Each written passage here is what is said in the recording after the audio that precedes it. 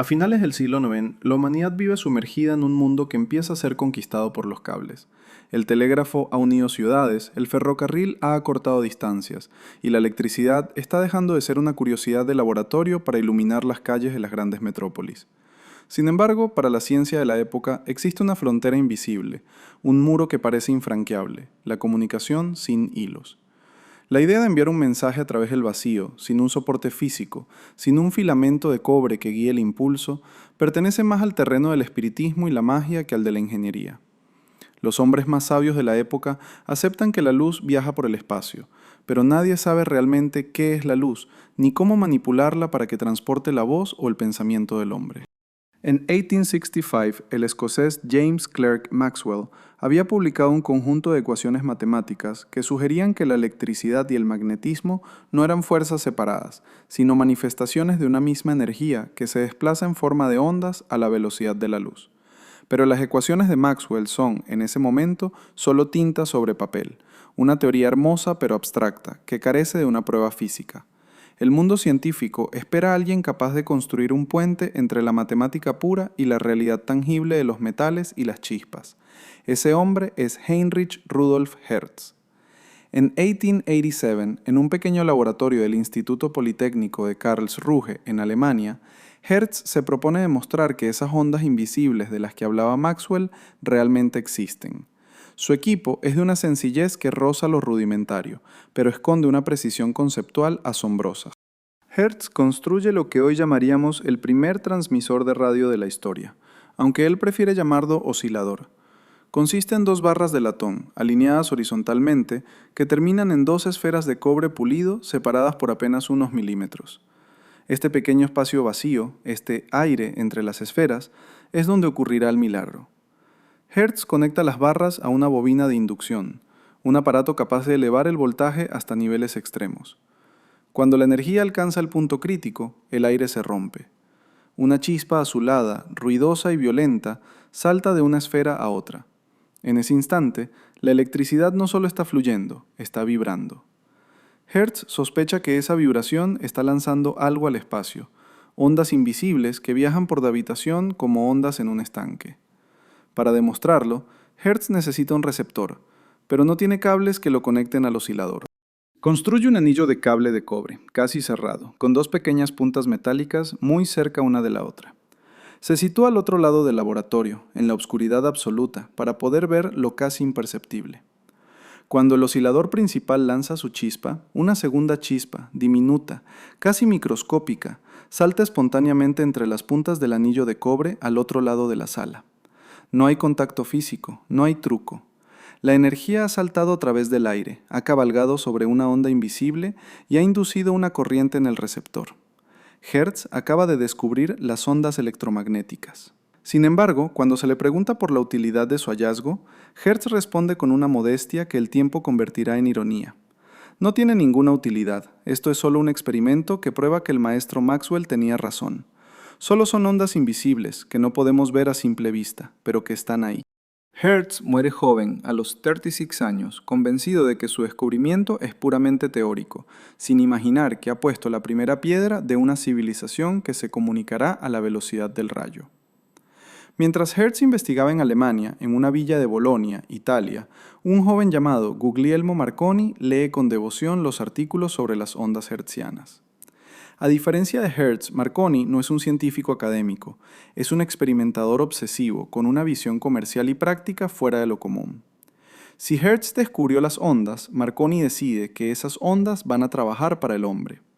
En 1894, con solo 30 años, Marconi transforma el ático de la casa de sus padres, Villa Grifone, en un laboratorio lleno de cables, baterías de ácido y componentes metálicos.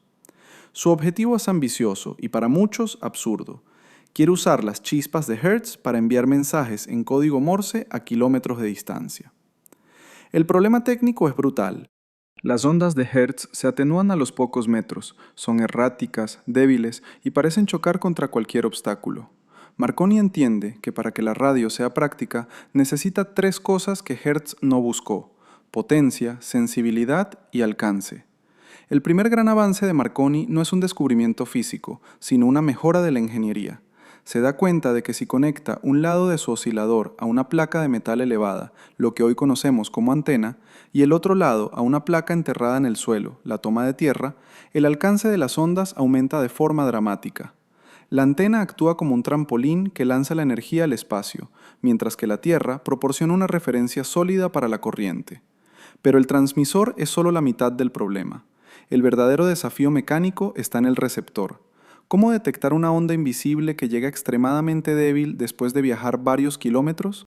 La respuesta de Marconi reside en un dispositivo extraño y delicado llamado cohesor o coherer, un invento que otros habían esbozado, pero que él refina hasta la perfección. El cohesor es una pequeña cápsula de vidrio, del tamaño de un termómetro, que contiene en su interior limaduras metálicas finísimas, una mezcla de níquel y plata. En su estado normal, estas limaduras están sueltas y no conducen a electricidad. Pero cuando una onda electromagnética atraviesa el tubo, las limaduras, por un fenómeno físico complejo, se cohesionan, se atraen entre sí y forman un camino sólido para la corriente. Es un interruptor activado por el aire. El problema es que una vez que las limaduras se pegan, se quedan así.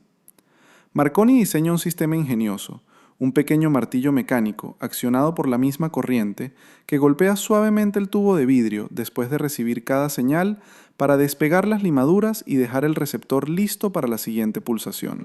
Es un mecanismo de una delicadeza extrema, donde la física de los materiales y la mecánica de precisión se unen para capturar el latido de lo invisible. En el verano de 1895, Marconi está listo para la prueba definitiva en los campos de Bolonia. Coloca a su hermano Alfonso detrás de una colina, a más de 2 kilómetros de distancia, con el receptor y un fusil. Si el receptor suena, Alfonso debe disparar un tiro al aire. Marconi pulsa el manipulador en su ático. La chispa ruge en el oscilador. La energía sube por la antena y se pierde en el horizonte. Unos segundos después, el eco de un disparo resuena en el valle. La señal ha atravesado la montaña. No hay cables, no hay línea de visión. Marconi ha logrado lo que la ciencia oficial consideraba imposible. Pero Italia no muestra interés en su invento. El gobierno lo ve como una curiosidad militar de poco alcance. Decepcionado, Marconi empaca su esqueleto de cobre y vidrio y se marcha a Inglaterra, el corazón del imperio naval más grande del mundo, donde saben que quien controle la comunicación controlará los mares. En Londres, Marconi funda su propia compañía y comienza una escalada tecnológica sin precedentes. Los científicos británicos, liderados por figuras como William Preece, quedan atónitos ante la efectividad de los equipos de ese joven italiano sin títulos universitarios. Pero Marconi tiene un enemigo mayor que los escépticos, la curvatura de la Tierra. La comunidad científica sostiene que las ondas de radio viajan en línea recta. Si eso es cierto, enviar un mensaje a través del Océano Atlántico es físicamente imposible, ya que la superficie del mar se curva y la señal se perdería en el espacio infinito. Marconi, guiado más por la intuición que por la teoría, cree que las ondas seguirán de alguna manera la forma del globo.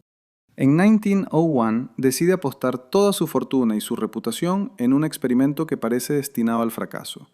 Enviar un mensaje desde Poldhu en Cornualles hasta San Juan de Terranova en Canadá, salvando una distancia de 3,500 kilómetros de océano. El montaje en Poldhu es una demostración de fuerza bruta industrial. Construye una antena gigantesca, una red de cables suspendidos por torres de madera de 60 metros de altura que el viento derriba una y otra vez. El transmisor es un monstruo de ingeniería. Utiliza generadores masivos de vapor para producir una chispa tan potente que, según los testigos, el ruido es ensordecedor y la luz se puede ver a kilómetros de distancia. Es una fábrica de rayos controlada por el hombre. Al otro lado del Atlántico, en Terranova, las condiciones son deplorables. El invierno canadiense es implacable. Marconi no puede construir torres permanentes, así que utiliza cometas y globos para elevar el cable de la antena en medio de una tormenta.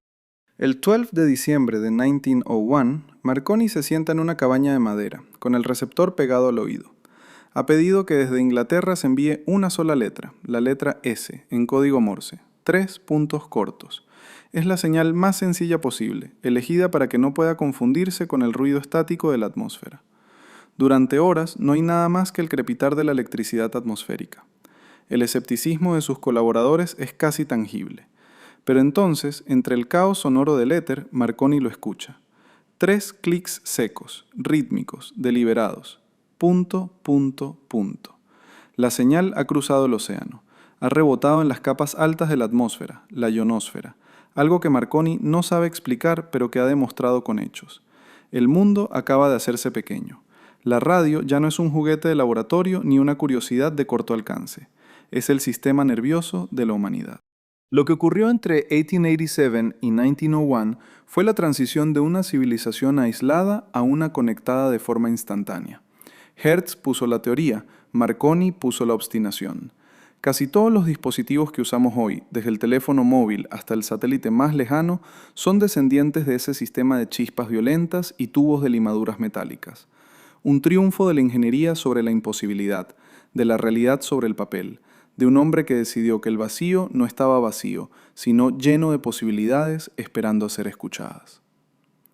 A mediados de la década de 1890, mientras la mayoría de los científicos europeos discuten las implicaciones filosóficas de las ondas de Hertz en salones alfombrados, un joven italiano de 20 años llamado Guglielmo Marconi ha convertido el tercer piso de su casa familiar en Bolonia en un cementerio de componentes eléctricos. Villa Grifone no es un laboratorio oficial, es el escenario de una obsesión que roza la locura. Marconi no posee un doctorado, pero tiene algo más valioso para la historia de la ingeniería: una desconfianza absoluta hacia la palabra imposible. El problema técnico que enfrenta es monumental y se resume en una sola palabra: alcance. Hertz había demostrado que las ondas existían, pero sus señales morían a los pocos metros de distancia, consumidas por la resistencia del aire y la ineficiencia de sus equipos. Para la ciencia académica de 1894, las ondas electromagnéticas son poco más que un eco débil, una curiosidad de laboratorio que jamás podría competir con la solidez de los cables de cobre que ya cruzan los océanos. Marconi entiende que para llevar la señal más allá de las paredes de su ático, necesita rediseñar por completo la anatomía del transmisor y del receptor. El corazón de su estación de radio es la bobina de inducción de Ruhmkorff, un dispositivo masivo de transformación eléctrica que convierte la baja tensión de sus baterías químicas en un potencial de miles de voltios. El ruido en el ático de Villa Grifone es ensordecedor. Cada vez que Marconi presiona el manipulador de madera, la bobina ruge, el aire se llena de un olor penetrante a ozono y una chispa violenta salta entre las esferas del oscilador. Pero esta chispa es solo el comienzo. El verdadero ingenio de Marconi aparece cuando decide que las ondas necesitan un trampolín para saltar al espacio. En lugar de dejar el oscilador aislado sobre una mesa, conecta un lado del sistema a un largo cable de cobre que sube hacia el tejado, la primera antena de la historia, y el otro lado a una placa metálica enterrada profundamente en el suelo húmedo de los jardines de la villa. Esta conexión a tierra es una de las innovaciones más subestimadas de la tecnología moderna. Al conectar su aparato a la masa del planeta, Marconi convierte, en cierto sentido, a la propia Tierra en parte de su circuito. La antena elevada, por su parte, permite que las ondas se desprendan con una energía que Hertz nunca pudo soñar. Sin embargo, tener un transmisor potente no sirve de nada si no se tiene un receptor capaz de sentir el susurro de la onda cuando llega agotada después de viajar kilómetros. Aquí es donde la ingeniería de Marconi se vuelve casi microscópica, centrándose en un pequeño cilindro de vidrio que parece un juguete, pero que es en realidad el primer detector de radio práctico, el cohesor. El cohesor es un dispositivo de una fragilidad y una lógica asombrosas. Se trata de un tubo de vidrio al vacío, de apenas unos centímetros de largo, que contiene en su interior una mezcla pulverizada de limaduras metálicas, 95% de níquel y 5% de plata. En condiciones normales, estas limaduras actúan como un aislante. Están dispersas, desordenadas, y no permiten que la electricidad de una pequeña batería local pase a través de ellas para hacer sonar una campana o activar un telégrafo. Pero cuando una onda de radio golpea el tubo, ocurre un fenómeno físico casi mágico. Las limaduras se alinean instantáneamente, se cohesionan, creando un camino conductor que cierra el circuito. El problema mecánico, sin embargo, es que una vez que las limaduras se pegan, permanecen unidas incluso cuando la onda ha cesado. El receptor se queda bloqueado. Para resolver este fallo, Marconi diseña un sistema de retroalimentación mecánica de una elegancia absoluta. Instala un pequeño martillo eléctrico, similar al de un timbre, que golpea suavemente el tubo de vidrio justo después de que cada pulso de radio sea detectado. Este golpe vibratorio desordena las limaduras, limpiando el receptor y dejándolo listo para captar el siguiente punto o raya del código Morse en milisegundos. Es un ciclo de construcción y destrucción eléctrica que ocurre docenas de veces por segundo. Marconi pasa meses ajustando la presión del martillo, la proporción exacta de níquel y plata, y el grado de vacío dentro del tubo. Si el golpe es demasiado fuerte, rompe el vidrio. Si es demasiado débil, las limaduras no se separan y la señal se emborrona. Es ingeniería de precisión, realizada por ensayo y error, en una época donde no existen osciloscopios ni manuales de instrucciones. A finales de 1895, Marconi está listo para llevar su esqueleto de cables y vidrio al exterior. Ha logrado enviar señales de una punta a otra de su ático, luego a través del pasillo y finalmente desde la casa hasta el jardín. Pero el verdadero desafío es la geografía. En los campos que rodean Villa Grifone hay una colina llamada la Colina de los Celestinos. Marconi coloca su transmisor en el jardín de la casa y envía a su hermano Alfonso y a varios ayudantes al otro lado de la colina, fuera de toda línea de visión. Lleva el receptor, el cohesor y una antena improvisada. El acuerdo es simple. Si el receptor detecta la señal del ático, Alfonso debe disparar un fusil. Marconi se queda solo en su laboratorio. El silencio del campo italiano solo es interrumpido por el zumbido de los insectos. Presiona el manipulador. La chispa azul salta, cargada de toda la fe de un hombre que ha sacrificado su juventud a esta idea. Pasan los segundos. El tiempo en la ingeniería de vanguardia se mide en latidos de corazón. De repente, desde el otro lado del monte, llega el sonido seco y rotundo de un disparo. La onda de radio no solo ha viajado 2 kilómetros, ha ignorado la presencia de una masa sólida de tierra y roca. Ha demostrado que el espacio no es una barrera, sino un conductor. En ese momento, Marconi sabe que tiene en sus manos algo que puede cambiar el destino de las flotas navales, de los ejércitos y de la comunicación humana. Sin embargo, el reconocimiento no llega en su patria. El Ministerio de Correos y Telégrafos de Italia, ante el cual Marconi presenta su invento, responde con una carta formal que es hoy una de las mayores evidencias de la ceguera burocrática. Consideran que el sistema de transmisión inalámbrica es poco práctico y carece de interés comercial. No logran ver que un mundo sin cables es un mundo sin límites. Marconi, empujado por su madre, de origen irlandés, decide que si Italia no quiere el futuro, Gran Bretaña, la mayor potencia marítima del planeta, sí lo hará. En febrero de 1896, aterriza en Londres con sus cajas de madera reforzadas, donde los funcionarios de aduanas, sospechando que los extraños aparatos son parte de una trama anarquista o bombas de relojería, rompen varios de sus delicados cohesores de vidrio durante la inspección. Marconi llega a Londres casi como un intruso, pero pronto encuentra un aliado en William Preece, el ingeniero jefe de la Oficina de Correos británica. Preece ha intentado sin éxito soluciones similares y reconoce de inmediato que el joven italiano ha resuelto problemas que a él le han llevado décadas. Las pruebas en la llanura de Salisbury son el siguiente escalón. Bajo la lluvia y el viento de Inglaterra, Marconi perfecciona sus antenas, utilizando cometas de tela y globos de gas para elevar cables de cobre a alturas sin precedentes. Cada metro de altura adicional en la antena se traduce en kilómetros de alcance en el horizonte. La ingeniería de Marconi deja de ser un experimento doméstico para convertirse en una cuestión de Estado. Sus transmisores se vuelven más grandes, sus baterías más pesadas, y la potencia de sus chispas empieza a ser medida en caballos de fuerza. Lo que está construyendo en esos páramos ingleses no es solo una máquina, es el primer nodo de una red invisible que pronto envolverá el globo, desafiando las leyes de la física que decían que la Tierra, con su curvatura infinita, acabaría por tragarse cualquier señal lanzada al vacío. Pero Marconi, con su tubo de limaduras y su martillo mecánico, ya está escuchando el futuro. Para el año 1900, Guglielmo Marconi ya no es el joven solitario que experimentaba en el ático de sus padres. Ahora es el director de una empresa que está redefiniendo el concepto de distancia. Sin embargo, sobre su cabeza se cierne una amenaza técnica que la mayoría de los científicos de la época consideran insuperable.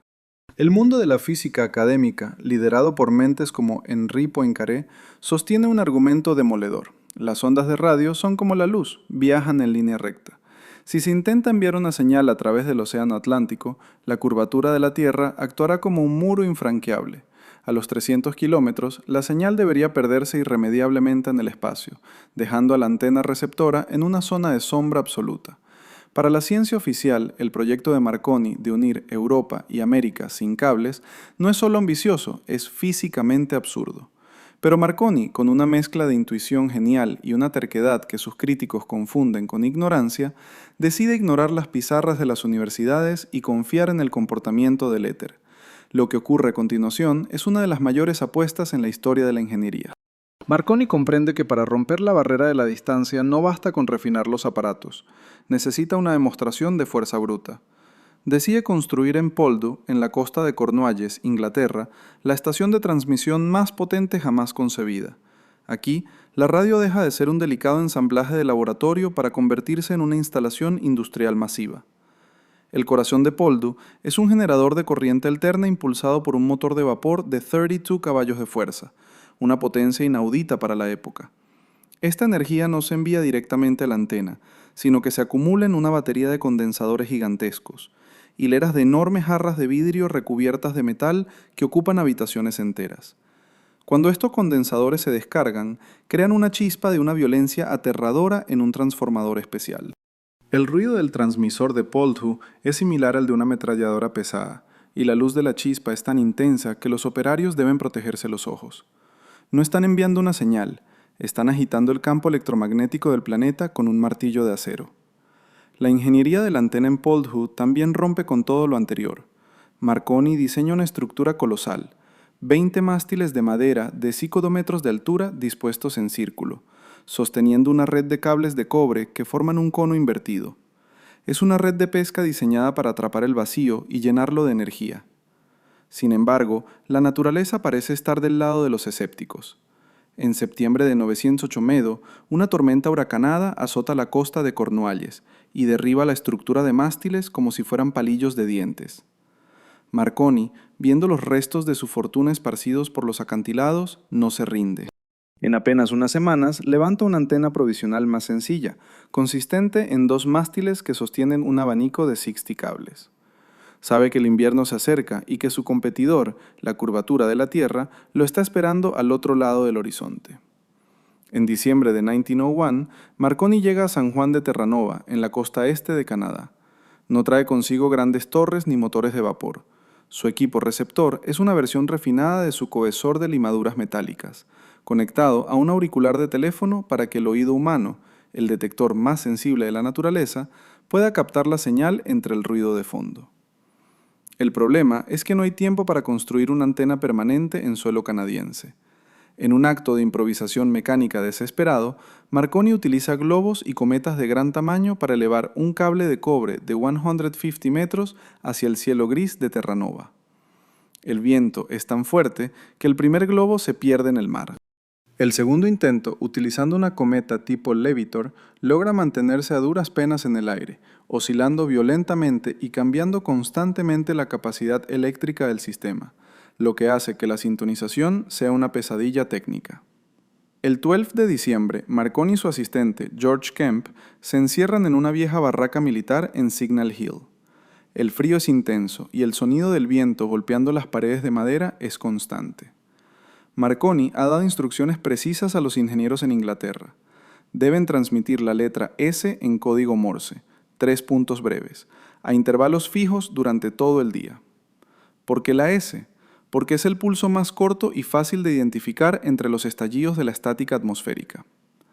Marconi se coloca el auricular.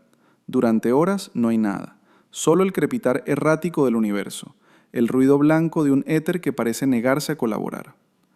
La antena de la cometa sube y baja, haciendo que la recepción sea inestable. Es el momento de la verdad para una teoría que ha costado años de trabajo y miles de libras. De repente, a las 12:30 de la mañana, entre el caos de los ruidos eléctricos, Marconi escucha algo distinto, un ritmo humano, deliberado, mecánico. Clic, clic, clic. 3 pulsos débiles, casi sumergidos en el ruido, pero inconfundibles. Se quita el auricular y se lo pasa a Kemp. ¿Oye usted algo?, pregunta. Kemp confirma que los 3 puntos están ahí. La señal ha viajado 3,500 kilómetros a través del Atlántico. Ha ignorado la curvatura de la Tierra, ha rebotado en una capa de la atmósfera que nadie sabe que existe, la ionosfera, y ha llegado al receptor de Marconi para cambiar la historia. Lo que ocurrió en esa barraca de Terranova no fue solo un éxito de comunicación, fue la validación de un nuevo tipo de ingeniería, una que no se basa solo en lo que se puede ver o tocar, sino en la manipulación de fuerzas invisibles a escalas globales. Marconi demostró que el mundo no tenía bordes para la información. El esqueleto de cables y chispas que nació en el ático de Italia se había convertido ahora en un puente invisible que unía continentes. La era de la globalización instantánea acababa de nacer. No de un gran descubrimiento teórico, sino de la voluntad de un hombre de construir una máquina que pudiera gritar lo suficientemente fuerte como para que el mundo entero pudiera escucharla. El éxito en Terranova en 1901 fue un terremoto que sacudió los cimientos de la física, pero para Guglielmo Marconi solo fue el inicio de un problema de ingeniería aún mayor.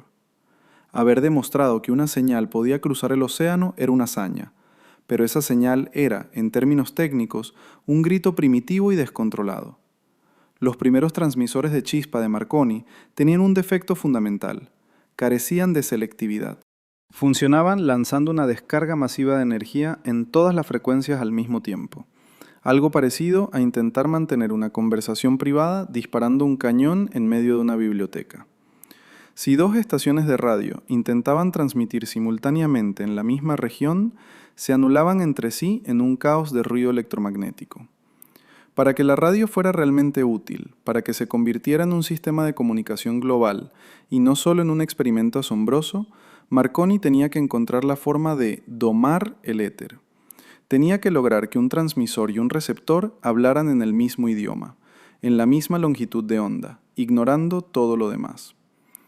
Este desafío llevó a Marconi a desarrollar lo que se conocería como la famosa patente 7777 de 1900, un hito en la historia de la tecnología. La solución no era puramente eléctrica, era una cuestión de resonancia, un principio mecánico que Marconi aplicó a los circuitos de radio. Utilizando componentes llamados bobinas de inducción y condensadores, diseñó un sistema de sintonía o syntony. La idea era sencilla en concepto, pero endiabladamente difícil de calibrar. El transmisor y el receptor debían estar ajustados para vibrar a la misma frecuencia exacta, como dos diapasones que resuenan al unísono. Al añadir un circuito sintonizado, Marconi permitió que el receptor filtrara la señal deseada del ruido de fondo del universo. Este avance transformó la radio de un grito en una conversación. De repente, era posible tener múltiples estaciones operando al mismo tiempo, sin interferir entre sí. Fue el nacimiento del espectro radioeléctrico, tal como lo conocemos hoy, el reparto del aire en parcelas invisibles, donde cada uno tiene su propio canal. A medida que la primera década del siglo XX avanzaba, la radio de Marconi dejó de ser una curiosidad para convertirse en una herramienta de supervivencia. El lugar donde esta tecnología demostró su valor definitivo fue en el mar. Antes de Marconi, un barco que se alejaba de la costa desaparecía en un silencio absoluto. Si sufría un accidente o una vía de agua, el capitán solo podía confiar en las bengalas o en la suerte de que otro navío pasara cerca. La radio rompió ese aislamiento. En 1909, el choque de los buques SS Republic y SS Florida demostró que el código Morse podía salvar vidas. Pero fue la tragedia del Titanic en 1912 la que grabó a fuego el invento de Marconi en la conciencia colectiva. A pesar de la tragedia, la presencia de dos operadores de radio a bordo, empleados directos de la compañía Marconi, permitió que cientos de personas sobrevivieran al ser rescatadas por el Carpathia, que recibió la señal de socorro a través de la noche gélida. Tras el desastre, Marconi fue recibido en Nueva York como un héroe, aunque él, con su carácter reservado y pragmático, solo veía en ello la confirmación de que sus máquinas debían ser aún más potentes y fiables. La ingeniería detrás de estos equipos seguía evolucionando hacia una escala industrial. Los transmisores de chispa, que habían sido el corazón del sistema, empezaron a mostrar sus límites. Eran máquinas sucias, ruidosas y peligrosas. Marconi comenzó a experimentar con transmisores de onda continua, y más tarde, con la llegada de la válvula de vacío, una innovación de otros ingenieros que él supo integrar rápidamente en sus sistemas. La radio estaba dejando de ser un sistema de puntos y rayas para empezar a transportar la voz humana y la música. Marconi, ya convertido en una figura de influencia mundial, no se detuvo en el éxito comercial. En sus últimos años se retiró a su yate laboratorio, el Elettra, una embarcación de 67 metros de eslora donde instaló su propio centro de investigación flotante. Allí, alejado de las interferencias de la Tierra y de la burocracia, se dedicó a estudiar las microondas y las ondas cortas, prediciendo que el futuro de la comunicación no estaría en las grandes antenas masivas, sino en frecuencias mucho más altas y dispositivos más pequeños. Al igual que Sikorsky con su helicóptero, Marconi fue un ingeniero que aprendió volando, o en su caso, escuchando. No le interesaba la elegancia de las fórmulas si éstas no se traducían en un mensaje recibido al otro lado de una montaña o de un mar. Su método era el de la persistencia brutal. Si un cohesor de níquel no funcionaba, probaba con uno de hierro. Si una antena de 20 meters no bastaba, construía una de 100. Fue esta mentalidad, más que un chispazo de genio repentino, lo que permitió que la humanidad superara la barrera de la distancia física. Lo que hoy damos por sentado, la posibilidad de enviar una imagen de un lado al otro del mundo en un segundo, o de hablar con alguien que está en órbita, comenzó con ese joven de 20 years, que hacía saltar chispas en un ático de Bolonia, mientras sus vecinos pensaban que estaba perdiendo el tiempo. La configuración que Marconi estabilizó a principios del siglo XX, una antena, un sistema de sintonía y una toma de tierra, sigue siendo la arquitectura básica de casi cualquier sistema de comunicación inalámbrica moderno. Los teléfonos móviles que llevamos en el bolsillo, los satélites que orbitan la Tierra, los sistemas de navegación de los aviones y las redes Wi-Fi de nuestras casas son todos, en su esencia más pura, descendientes directos del oscilador de Hertz y del receptor de Marconi. La radio no fue solo la invención de un aparato, fue la conquista de una nueva dimensión. Marconi no inventó las ondas ya estaban allí, cruzando el espacio desde el origen del universo, invisibles y silenciosas.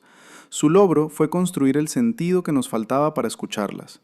Al final de su vida, Marconi seguía siendo ese hombre obsesivo, a menudo visto con sus auriculares puestos, escudriñando el ruido de fondo del éter, convencido de que siempre habría una señal más débil y lejana, esperando a ser rescatada por un equipo mejor diseñado. Su legado no es solo una empresa o un conjunto de patentes, es el hecho de que hoy vivimos en un mundo donde nadie está realmente solo, porque el aire que nos rodea está permanentemente lleno de palabras, música y datos, viajando a la velocidad de la luz gracias a la obstinación de un ingeniero que se negó a aceptar que el vacío era el final del camino.